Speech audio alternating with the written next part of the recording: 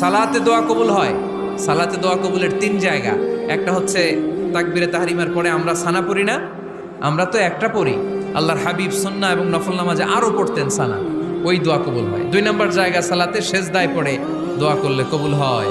আকরাবু মা ইয়াকুনুল আবদু মির রাব্বিহি ওয়া হুয়া সাজিদ ফাকসিরু ফিহি দুআ। বান্দা যখন সেজদায় লুটিয়ে পড়ে বান্দা আল্লাহর সবচেয়ে কাছে চলে যায়। কিন্তু বিশ্বনবী বলে সেজদাটা তোমার রবের কুদরতি পায়ের উপরে পড়েছে। সেজদায় পড়ে দোয়া করেন। সালাম ফিরানোর আগে বিশ্বনবী দোয়া করতেন, লা ইউসাল্লিমান্না আহাদুকুম হাত্তা ইয়াতাআওয়াযা মিন আরবা'a।